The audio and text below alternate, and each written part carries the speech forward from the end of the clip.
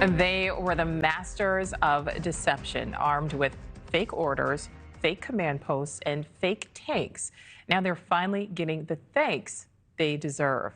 During World War II, the so-called Ghost Army of radio broadcasters and set designers and artists used props, fake radio transmissions, and other visual deceptions to mislead Nazi soldiers on where the D-Day invasion would take place, but their mission, so important, was kept secret for decades.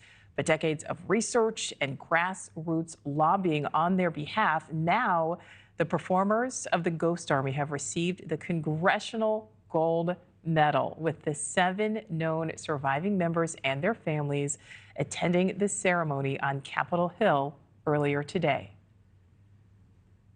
May we never forget all that they did for us. May their story be told in this and every succeeding generation. May it be told in our cities and towns, in our schools and places of worship, to our friends and neighbors, and to our families.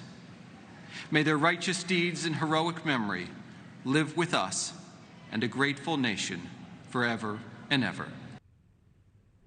Well, joining me now is one of the leaders of that grassroots push, Rick Beyer, who is also the producer of the documentary Ghost Army. Rick, thank you so much for your time. First, how important to you was this day finally arriving? Oh my God, this day is like a dream come true. It's 19 years that I've been working on this story, 9 years that I've been working on the Congressional Gold Medal, and to stand there in that auditorium with 500 people there and family members and the leadership and finally honor these men the way they should be men. It was should be honored. It was just incredible. It really, and Rick, as you speak, we're looking at video, seeing some of the surviving members, they're being wheeled into the auditorium. Got me a little choked up.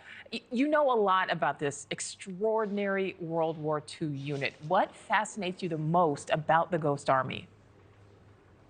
You know, there's an old story, and you probably know it, that if a man bites a dog, that's not a news story. But if a dog bites a man, that's not a news story. But if a man bites a dog, that's a news story. And this, to me, was a classic man bites dog story from history. When I first heard that these guys used inflatable tanks on the battlefield within a few hundred yards of the enemy lines, well, of course, I perked up and I said, what?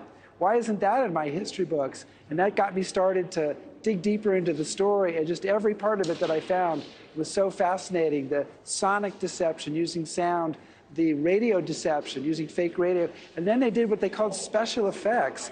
They set up phony headquarters. They had people impersonating generals, put fake bunker, I can't even speak, I'm so tired, fake bumper markings on their vehicles, all to fool enemy spies left behind, and all of these different kinds of deception to fool the enemy about the location and size of American units. Well, Rick, I will say you have every right to be tired. I know you've put a lot of work into this.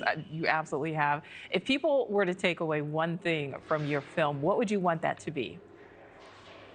I think I would want it to be the idea that we should honor people who wielded creativity and illusion on the battlefield. They did it to save lives. So look, this isn't a John Wayne movie. It's not an attack over the top story. It's a story of using intelligence and creativity, and a whole bunch of people are alive today, and their children and grandchildren are alive because we did that. Absolutely. And my last question for you, you were part of this effort to make this awarding of the Congressional Medal of Honor happen. We know there are at least 7 surviving members. We saw them as they were being brought into the auditorium. What do they think about today's honor? You know, I think that they are quite taken with it. I think when people were applauding them and giving them standing ovations, and when the Speaker of the House was telling them about how amazing their service was, they're pretty tight-lipped guys. But I know there were a lot of tears in that room, and I think some of those veterans were probably pretty close to tearing up as well.